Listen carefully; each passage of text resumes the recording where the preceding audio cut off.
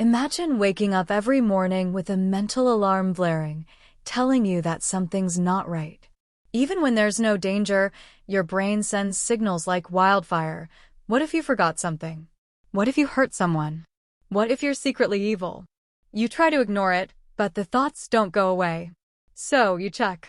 Or you count. Or you wash. Or you replay every memory in your head like a broken film reel. This is OCD. Today's video is not just another explainer. It's a walk through the intricate maze that people with OCD live in every day. We'll explore the main subtypes of OCD, each with real-life examples, psychological depth, and a look at how they affect lives. OCD is not one size fits all. It shapeshifts. And if we're going to talk about it, let's do it with empathy, nuance, and honesty. OCD, or Obsessive-Compulsive Disorder, is a chronic mental health condition characterized by obsessions and compulsions. Obsessions are intrusive, distressing thoughts or mental images that keep coming back. Compulsions are the rituals, mental or physical, that people feel compelled to do in order to relieve the anxiety those obsessions bring. The key word here is relieve. People with OCD don't perform compulsions because it feels good, but because not doing them feels unbearable. These rituals can take up hours of a person's day. And the worst part? Many know it's irrational. But that doesn't stop the anxiety from clawing at them. OCD is not about being extra clean or liking things neat. It's not a quirk. It's a mental health condition rooted in anxiety, perfectionism, responsibility, and fear. And it can attach itself to anything a person values. Contamination OCD. Contamination OCD is one of the most widely recognized types, but also one of the most misunderstood. Here's the thing, it's not just about not liking dirt. For some, yes, it revolves around fear of germs or illness. But for many, the contamination isn't even physical. It can be emotional, moral, or even spiritual. Meet Sarah. She washes her hands over 40 times a day. Not because she likes being clean, but because she fears that if she doesn't, she'll contaminate her partner, who has a chronic illness. Even after she washes, she doubts herself. Did I touch the sink after I turned it off? Did I scrub long enough? What if I missed a spot? Her skin bleeds, but the anxiety still screams. Now meet Jamal. His version of contamination isn't about germs. It's about spiritual purity. He avoids certain people, places, and objects not because of prejudice, but because his OCD tells him he could absorb bad energy or sin. He prays multiple times, but it never feels pure enough. This type of OCD often leads to extreme avoidance. People stop shaking hands. They avoid public transport. They withdraw socially not because they don't want connection, but because they're terrified of being the cause of harm. Checking OCD. We all double-check things sometimes. But with checking OCD, it's not occasional, it's relentless. Take Ethan. He checks the stove exactly 17 times before leaving the house.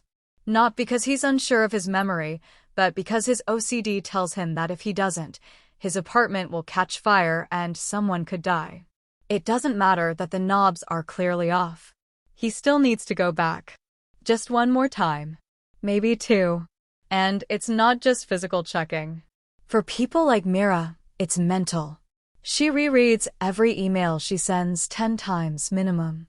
She's terrified that she might have said something offensive without realizing it.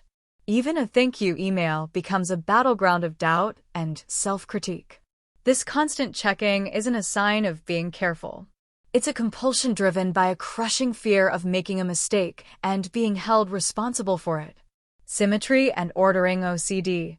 This type of OCD is often laughed off as someone being OCD about their desk. But it's far more painful than people realize. Meet Luis. He can't start his car unless the volume is on an even number.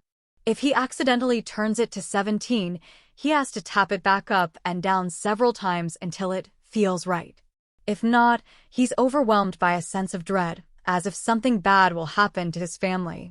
The thought doesn't even make sense to him, but the feeling is real. Symmetry OCD isn't about aesthetics. It's about neutralizing anxiety.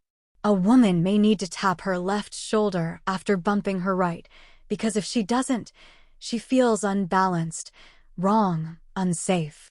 Some even repeat entire actions, walking up the stairs, writing a sentence, until it's just right. This can take hours.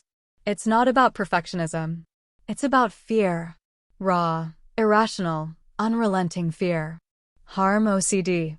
Now we get into the terrifying territory, harm OCD. This type involves intrusive thoughts about causing harm to others, even those you love the most. Let's talk about Nora. She's a gentle, loving mother who avoids knives not because she's clumsy, but because she's tormented by thoughts of stabbing her own child. The thought horrifies her. She has no desire to hurt anyone. But the images are vivid, violent, constant. Her OCD doesn't want her to hurt anyone, it terrifies her into thinking she might. And because she's horrified by the idea, the OCD latches on even harder. She hides sharp objects. She avoids being alone. She apologizes constantly even when no one understands what for. Harm OCD isolates people. It convinces them they're dangerous. And they suffer in silence, terrified that speaking up will lead to judgment, or worse, hospitalization. But here's what's true. People with harm OCD are the least likely to act on these thoughts. Because their obsession comes from their values, usually deep care, empathy, and a fear of doing wrong. Intrusive thoughts OCD.